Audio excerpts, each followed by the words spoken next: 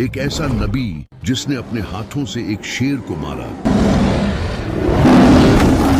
ऐसा नबी जिसने अपने दौर के सबसे पावरफुल इंसान को हराया। ऐसा नबी जिसे अल्लाह ने ऐसी आवाज दी थी कि इसकी आवाज से पहाड़ हिलने लगते। इस नबी का नाम था दाऊद।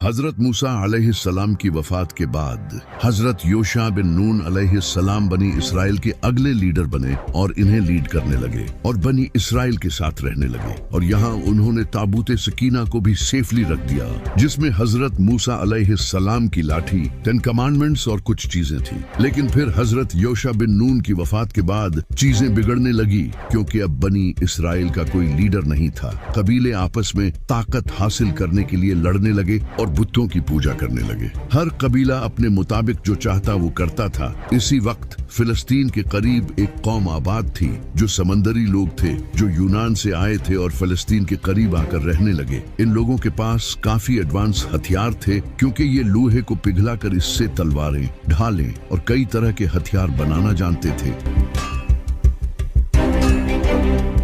जबकि बनी इसराइल सिर्फ ब्रॉन्ज का यूज करते थे, जो लोहे के मुकाबले में कमजोर था। इन लोगों ने बनी इसराइल से अपनी ये महारत छुपा कर रखी। बनी इसराइल इनके पास आते थे अपने हथियार बनवाने के लिए। इन्हें बनी इसराइल की कमजोरी का पता चल गया और फिर उन्होंने बनी इसराइल के 5 बड़े शहरों पर कब्जा कर लिया, जिसके बाद बनी इसराइल इनके अंडर आ गए। उन्होंने बनी इसराइल पर भारी टैक्सेस लगा दिए और सख्त लॉज लगा दिए, और फिर उन्होंने ताबूते सकीना को भी कब्जे में ले लिया, जिसे बनी इसराइल अपने लिए लकी समझते थे और हर जंग में साथ लेकर जाते थे, जिसकी बरकत से अल्लाह इन्हें फतह नसीब करता था। इन लोगों ने बनी इसराइल के टेम्पल्स भी तोड़ दिए और अपना कल्चर बनी इसराइल को सिखाने लगे, जिससे बनी इसराइल बुत प्रस्ती करने लगे। इस दौरान अल्लाह ने इनकी तरफ कई नबी भेजे, जिन्होंने आकर इन्हें वार्न किया और वापस अल्लाह की तरफ लौटने का कहा। लेकिन बनी इसराइल ने इनकी बात नहीं मानी